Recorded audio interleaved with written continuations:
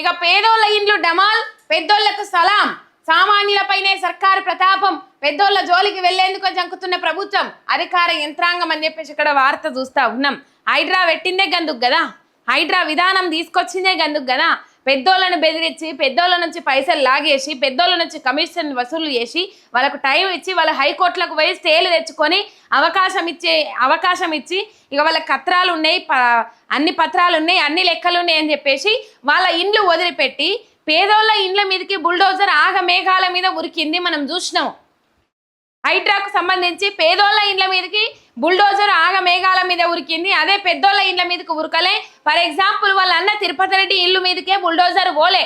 ఎవరికి వారం రోజులు టైం ఇవ్వలే, గంటలు కూడా టైం ఇవ్వలే. 48 గంటలు జోలికి పోవద్దంటే 24 గంటలలోనే ఇల్లులు కూల్చేసిన కార్యక్రమాలు కూడా ఎన్నో ఉన్నాయి.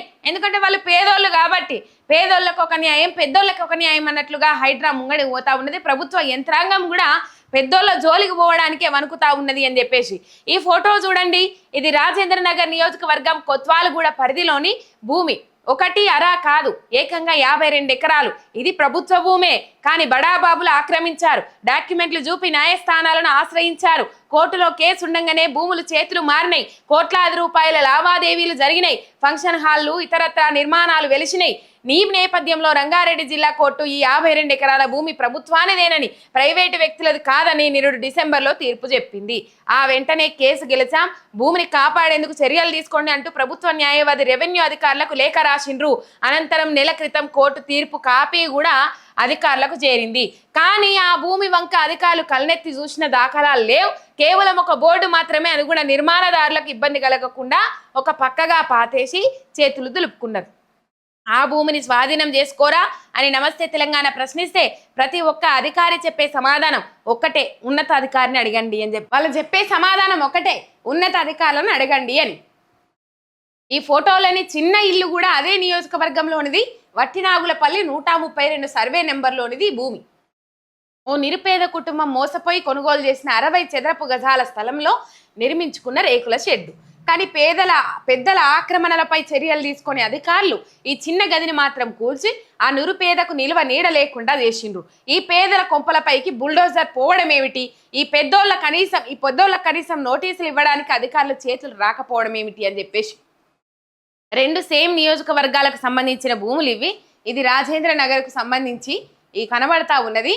ఇక్కడనేమో సైడ్కు వాళ్ళ కట్టడాలకు, వాళ్ళ నిర్మాణాలకు, ఇక్కడ ఆనంద కన్వెన్షన్ అని కనబడతా ఉన్నది. వాళ్ళ కట్టడాలకు, వాళ్ళ నిర్మాణాలకు ఎటువంటి ఆటంకం కలగకుండా, ఎటువంటి ఇబ్బంది కలగకుండా ఈ భూమి గవర్నమెంట్ది అని చెప్పేసి తీర్పు వచ్చినా కూడా ఆ కాపీ, నోటీసులు ఏవైతే ఉన్నాయో ఆ నోటీసులకు సంబంధించిన కాపీ అధికారులకు అందినా కూడా అధికారులు వాళ్ళ దగ్గరికి పోలేదు, మందలియలేదు, ఇదేందని అడగలేదు. వాళ్ళ ఇళ్ళ మీదకి, నిర్మాణాల మీదకి, ఫంక్షన్ హాల్ల మీదకి, కట్టడాల మీదకి బుల్డోజర్ పోలేదు. కానీ అక్కడనే పక్కకు ఉన్న ఒక పేదోడి ఇంటి మీదకి మాత్రము బుల్డోజర్ ఆగ మేఘాల మీద దూసుకుపోయి నిల్వ నీడ లేకుండా బదాట్ల నిలబెట్టిండ్రు. ఇది కథ. పెద్దోళ్లకు సలాం కొట్టు, పేదోళ్ళ గుడిసె కొల్లగొట్టు. పెద్దోళ్లకు సలాం కొట్టు, పేదోళ్లను నడి బజాట్ల నిలబెట్టు.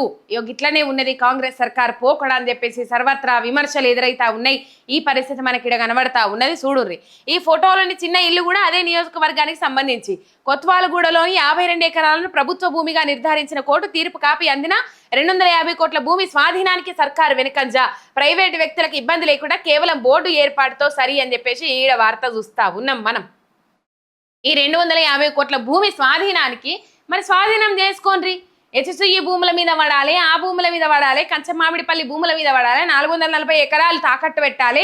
ఇటు పోతే 400 ఎకరాలను తాకట్టు పెట్టి 10,000 కోట్ల రూపాయలు తెచ్చుకోవాలి అని అనుకున్న వాళ్ళు ఇక్కడ 250 కోట్ల విలువైన భూములను స్వాధీనం చేసుకోవడానికి మీరు ఎందుకు వెనుకంజ వేస్తా ఉన్నారు? ఒకవేళ వాళ్ళు కట్టుకున్నారు కదా, ఆ కట్టుకున్నది ప్రభుత్వ భూములే కదా, ప్రభుత్వానికి ఇంత చెల్లించుర్రి, నెలకింత చెల్లించుర్రి, లీజుకి ఇస్తారు కదా. ఇప్పుడు ప్రభుత్వమే మీకు లీజుకి ఇచ్చింది అనుకొని మొత్తం మీద ఎంతో కొంత చెల్లించుర్రి అని చెప్పేసి ఎందుకు ఒప్పందం కుదుర్చుకోలేకపోతుంది?